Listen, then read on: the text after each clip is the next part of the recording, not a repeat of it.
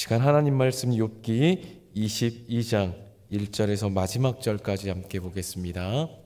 욥기 22장 1절부터 마지막 절까지입니다. 대만 사람 엘리바스가 대답하여 이르되 사람이 어찌 하나님께 유익하게 하겠느냐. 지혜로운 자도 자기에게 유익할 따름이니라. 내가 의로운들 전능자에게 무슨 기쁨이 있겠으며 내 행위가 온전한들 그에게 무슨 이익이 되겠느냐. 하나님이 너를 책망하시며 너를 신문하심이 너의 경건함 때문이냐. 내 악이 크지 아니하냐. 내 죄악이 끝이 없느니라. 까닭없이 형제를 볼모로 잡으며 헐벗은 자의 의복을 벗기며 목마른 자에게 물을 마시게 하지 아니하며 줄인 자에게 음식을 주지 아니하였구나. 권세 있는 자는 토지를 얻고 존귀한 자는 거기에서 사는구나. 너는 과부를 빈손으로 돌려보내며 고아의 팔을 꺾는구나.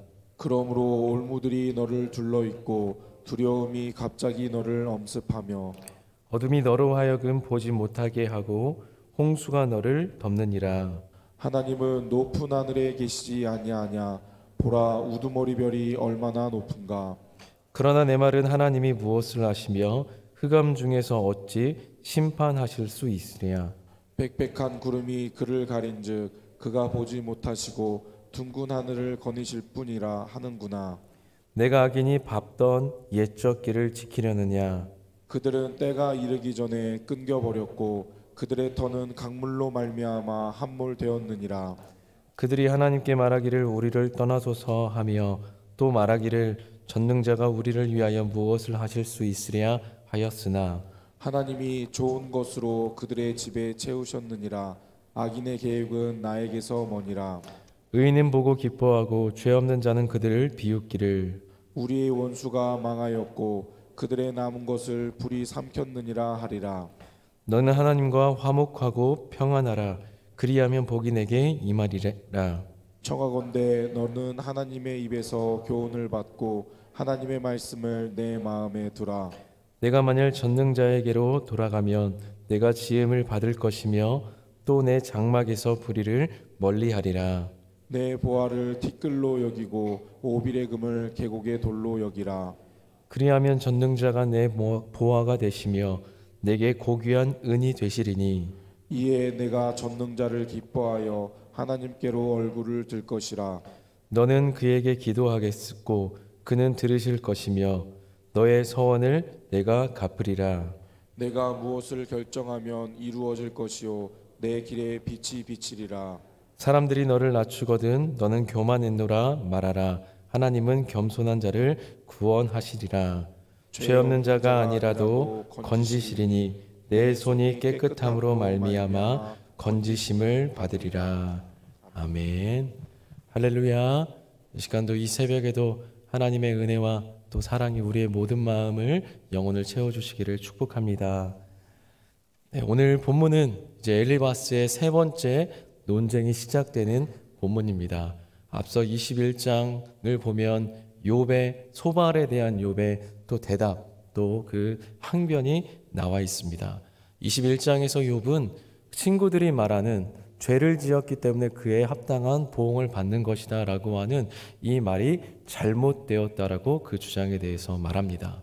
엄연히 세상을 보면 악인들은 여전히 잘 살고 있고 자기가 지은 죄에 합당한 징계를 받지 않고 있는데 그런 상황들을 보면서 악인이 벌을 받는다라고 말하는 소발의 논리가 잘못되었음을 말합니다. 즉 하나님이 이 땅 가운데 섭리하실 때 여전히 인간이 이해할 수 없는 그 방식과 방법으로 섭리하시는 게 엄연히 현존하는데 악인이 번성케 되고 의인이 또 고난과 어려움과 핍박을 당하는 상황이 존재하는데 그런 하나님의 섭리의 신비를 사람들이 어떻게 다 이해할 수 있느냐? 이해할 수 없다.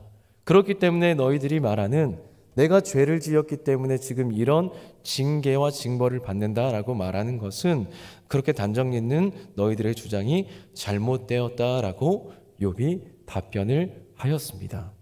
그리고 이런 21장에서 대답한 욥의 대답에 따라 엘리바스의 세 번째 논쟁이 오늘 시작이 되는데요. 22장에서 말하는 엘리바스의 논조는 이렇습니다.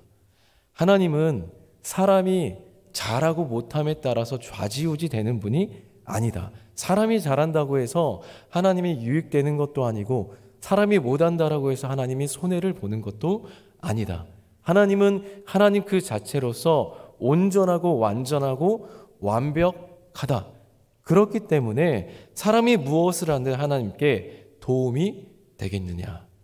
그러니까요, 네가 의롭다 네가 죄를 저질러지 않았다라고 그렇게 말하는데, 그렇게 말한들 그게 하나님과는 아무 하등의 이유가 없다. 하나님께 어떤 이득이 될 수 없다라고 말합니다. 그러니까 너의 경건함을 그만 좀 주장하라 라고 그렇게 말하는 거죠.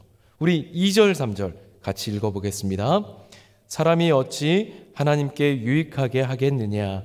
지혜로운 자도 자기에게 유익할 따름이니라. 내가 의로운들 전능자에게 무슨 기쁨이 있겠으며 내 행위가 온전한들 그에게 무슨 이익이 되겠느냐. 좀 깨달으라 라는 거죠. 네가 경건해서 이런 일을 당한 게 아니라 지금 네가 당한 이 상황은 네가 죄를 저질렀기 때문에 하나님이 신문하신 것이고 책망하신 것이다 라는 거죠. 물론 우리가 어떻게 인간이 최고의 선을 행한다고 한들 하나님의 선하심에 비할 수 없습니다. 하나님의 그 절대 선 앞에 이를 수 없습니다. 아무리 선한 생각을 하고 선한 행동을 한다 할지라도 하나님 앞에서 선하다고 말할 수 있는 사람은 없습니다. 이 말 자체가 옳지만은 지금 엘리바스의 이 말이 옳다고 하더라도 지금 하나님의 선함과 의로움을 가지고 욥을 공격하고 욥이 잘못되었다라는 투로 계속해서 몰고 가는 친구들의 어떤 상황, 주장, 그런 논조는 잘못된 일이죠. 정말 욥이 속이 터지지 않겠습니까? 욥이 정말 자기의 속을 다 까발려서 보여줄 수 있으면 보여주고 싶다.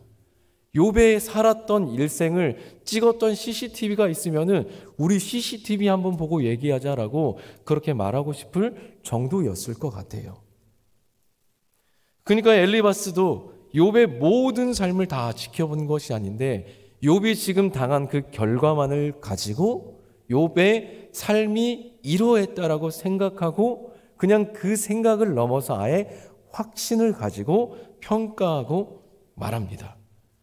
그래서 욥을 마치 옆에서 욥이 어떻게 살았는지를 다 지켜보았던 것처럼 그동안 욥의 좋았던 선한 소문들이 온 세상 가운데 들렸던 그 소문은 마치 거짓이었던 것처럼 전혀 있지도 않았던 일이었던 것처럼 그렇게 여기면서 욥의 삶이 이렇게 죄를 지었다, 이렇게 저렇게 살았기 때문에 심판을 받는 것이라고 말하면서 욥이 하지 않았던 일을 사실인 것처럼 말합니다. 우리 6절 한번 같이 읽어보겠습니다. 시작. 까닭 없이 형제를 볼모로 잡으며 헐벗은 자의 의복을 벗기며. 담보, 인질 등으로 삼았다는 거죠. 헐벗은 자의 의복을 벗기었다. 여러분, 그 지역의 특성상으로는 낮에는 따뜻하고 덥지만은 밤이 되면 갑자기 기온이 내려가고 그들의 외투 겉옷은 그들의 이불이었습니다. 그러니까 레위기 그 하나님께서 율법을 주셨을 때에도 외투로 전당을 잡았을다 할지라도 이제 해가 질녘에는 돌려줘야 된다라고 하나님께서 율법으로 정해 놓으셨습니다. 금해 놓으셨습니다. 이웃의 옷을 전당 잡을 수 있지만은 해가 지기 전에 돌려주라고 말씀하셨습니다. 그런데 욥이 바로 그런 짓을 했다라고 엘리바스가 말하는 거죠. 그리고 7절, 목마른 자에게 물을 마시게 하지 아니하며 줄인 자에게 음식을 주지 아니하였구나. 8절, 권세 있는 자는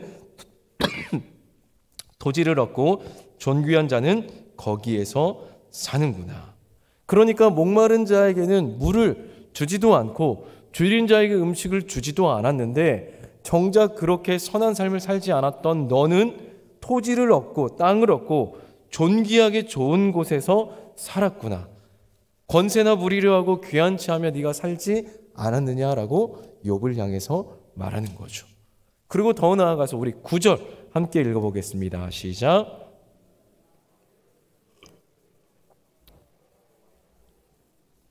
예, 과부를 빈손으로 돌려보내고 너에게 도움을 청하러 온 사람들 그냥 돌려보내고 또 고아의 팔을 꺾었다. 약한 자를 더 괴롭혔고 힘들게 했다라는 거죠.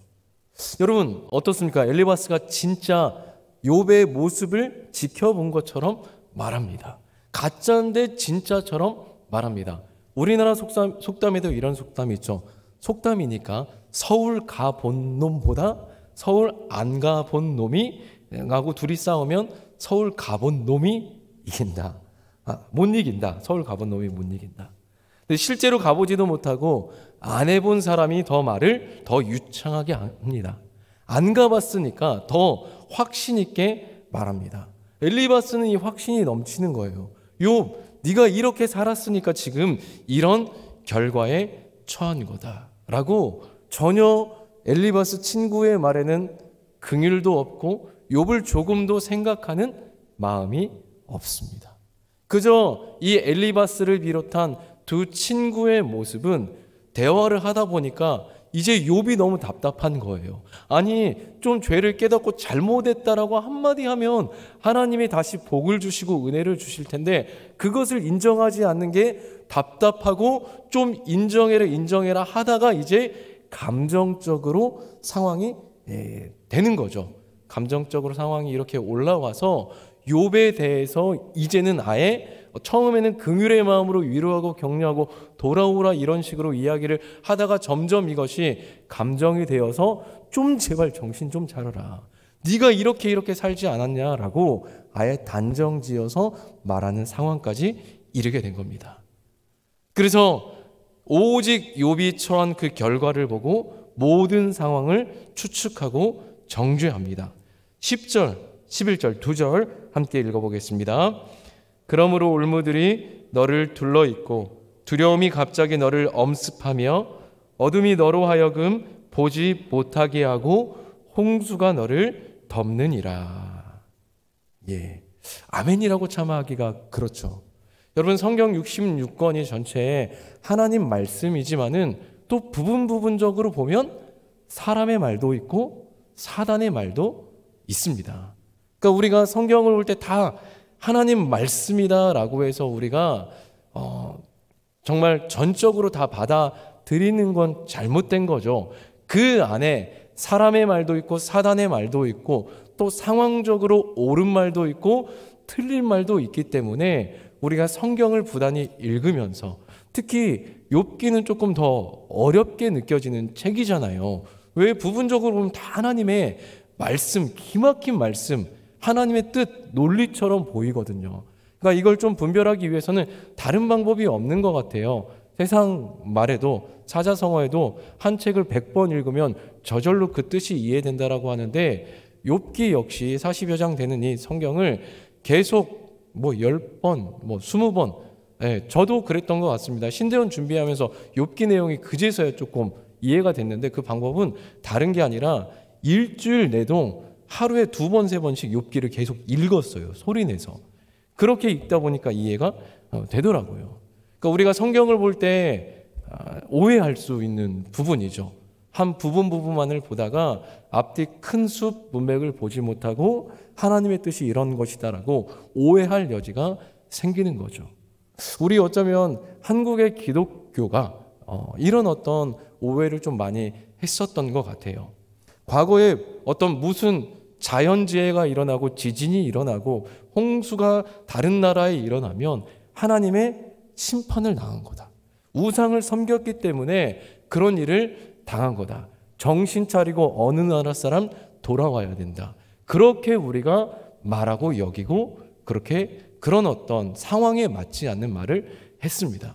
고난을 당한 자, 어려움을 당한 자, 자식을 잃고 가족을 잃고 사건 사고를 당한 사람을 보면 우선 위로하고 격려하고 또 그 가운데 함께 손을 붙잡아주고 일으켜주는 게 마땅한데 하나님의 뜻은 악인이라고 할지라도 망하지 않길 원하시는 게 하나님의 마음이고 뜻인데 우리는 잘못된 생각, 어떤 선입견에 먼저 앞서서 상대를 정죄하고 판단하는 어떤 그런 일들을 한국 기독교가 많이 섣부르게 목사님들이 말씀을 했습니다. 물론 그 가운데 어려움을 통해서 하나님이 주시는 뜻이 분명히 있을 겁니다.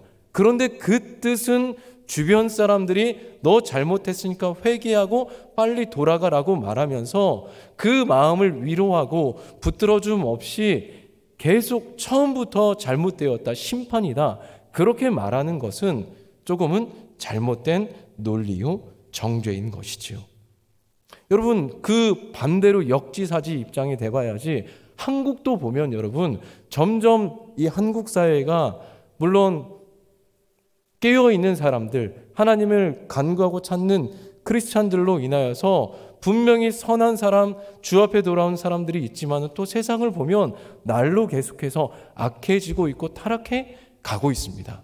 진짜 하나님이 노아의 때처럼 당장 심판하지 않으실까, 심판하시는 게 맞다라고 생각할 정도로 한국 사회의 또 다른 단면은 분명히 타락해 있고 죄가 관영해 있습니다.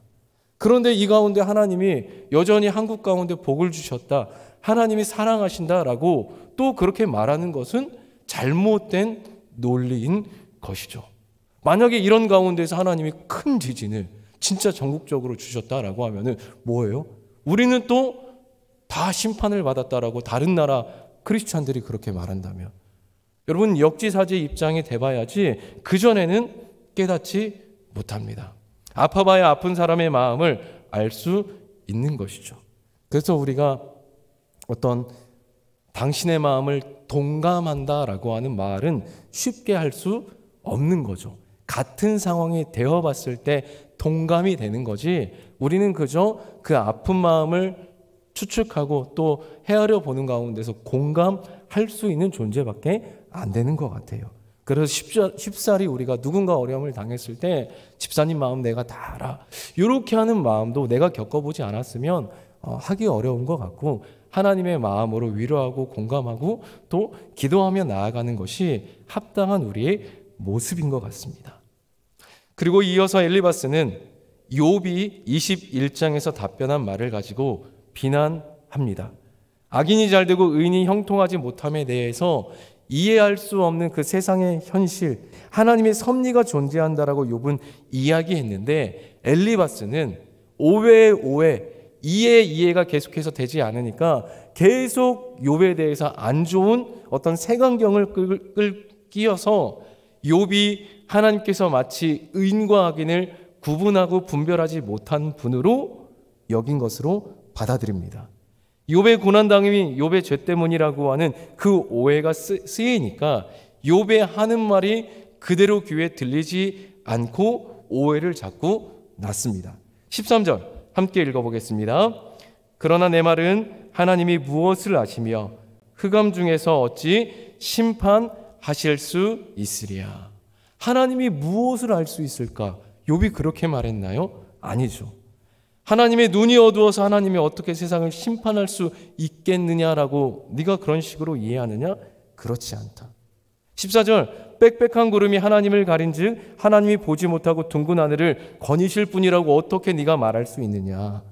15절 네가 악인이 밟던 옛적 길을 지키려느냐 라고 하면서 오해가 계속 단단히 쓰였죠. 그러니까 엘리바스의 욥에 대한 오해는 결국 하나님 말씀에 대한 오해를 가지고 왔습니다. 하나님의 섭리에 대한 편협된 판단과 오해 속에 엘리바스는 모든 것이 욥의 죄 때문이라고 말하고 있습니다. 그러면서 이제 22장 마지막에 엘리바스는 욥에 대한 회개를 다시 한번 촉구하고 있습니다. 하나님 앞에 그 죄를 회개해라. 너의 죄를 회개하고 낮추고 하나님께 돌아갈 것을 말하고 있습니다. 21절 이하가 다 그런 말씀인데요. 우리 3절만 한번 같이 읽어보겠습니다. 21절에서 23절까지 시작. 너는 하나님과 화목하고 평안하라. 그리하면 복이 내게 임하리라. 청하건대 너는 하나님 앞에서 교훈을 받고 하나님의 말씀을 내 마음에 두라. 내가 만일 전능자에게로 돌아가면 내가 지음을 받을 것이며 또 내 장막에서 불의를 멀리 하리라. 네, 하나님과 화목하고 평안하고 네 죄를 인정하면 하나님이 다시 너를 평안케 할 것이다. 그리고 24절 25절에 보면 네가 네 가지고 있었던 재물을 티끌로 여기고 계곡의 돌로 여기라. 그러면 하나님이 네 보화가 되어주실 것이다 라고 그렇게 말씀합니다. 주옥 같은 말이죠. 흠잡을 데가 없어요. 네 재물 가지고 있는 모든 것들을 그냥 하찮게 여기고 하나님께 돌아가 봐. 그러면 하나님이 너의 자체의 은이 되어주시고 금이 되어주시고 재물이 되어주실 것이다 라고 하면서 흠잡을 데 없는 권면이지만은 그렇다고 해서 욥의 상황에 들어맞는 말은 아닙니다. 왜냐하면 욥이 살았던 삶을 엘리바스가 모르기 때문에, 욥이 경건했는지 불의했는지 알지 못하고 결과를 가지고 따지는데 이것은 편협적인 판단이었죠. 모든 결과가 죄로 말미암아 모든 고난의 원인을 단편적으로만 이해한 것이기 때문입니다. 상대를 배려하지 못하고 하나님에 대한 이해가 편협적인 것이죠. 여러분, 하나님은 애시당초 우리가 이해할 수 있는 분이 아닙니다. 엘리바스는 하나님이 자기가 마치 하나님이 된 것처럼 계속해서 말하면서 결론을 짓고 있는데 이러한 태도는 정말 잘못된 것이죠.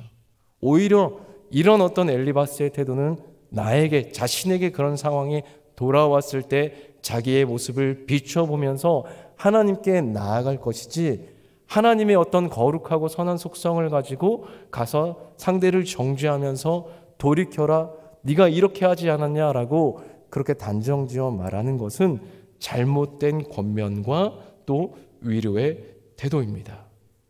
말씀을 맺겠습니다.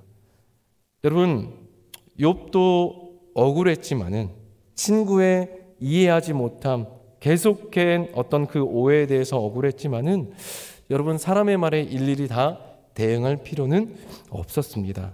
세상에는 내 편은 없기 때문에, 단지 내 편이 그냥 없어서가 아니라 사람은 다 죄인이죠. 결국에는 자기의 유익을 따라, 나의 이익을 따라 사람은 결국에 활동할 수밖에 없는 의인이지만은 또 죄인된 연약함이 있습니다.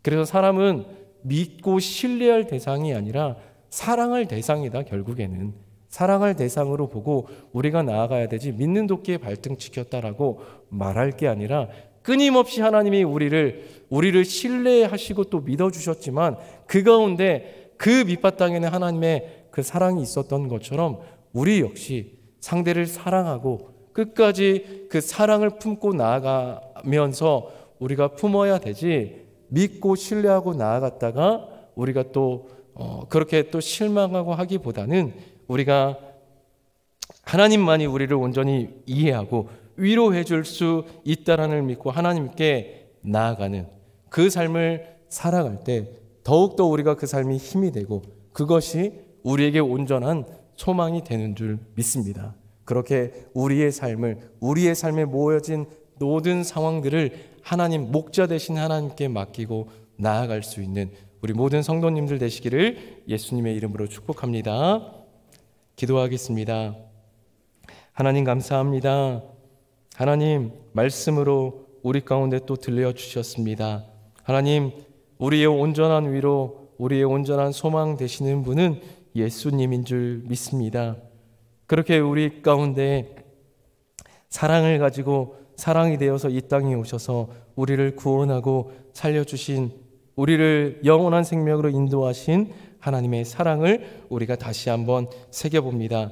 그 하나님 안에서 우리가 우리의 삶의 모든 것들을 들고 나아가게 하여 주시옵소서. 또 그렇게 사랑을 받은 자가 또 이 땅 가운데 고난이 있고 어려움이 당한 사람들이 있다면, 성도들이 있다면 우리가 이 하나님의 사랑을 가지고 끝까지 품고 사랑하고 이해하고 인내하면서 품을 수 있는 그런 넉넉함을 우리에게 부어 주시옵소서. 우리의 연약하지만은 하나님의 그 크신 사랑의 바다 아래 그 크신 사랑 앞에, 깊은 사랑 앞에 우리를 거하게 하셨사온데 그 사랑 안에서 우리도 누군가를 품고 위로하고 격려하며 손을 내밀어주고 목마른 자에게 물을, 줄인 자에게 또 먹을 것을 내어주면서 연약한 자를 우리가 일으켜 세워줄 수 있는 그 넉넉함으로, 풍성함으로 우리를 채워주시옵소서.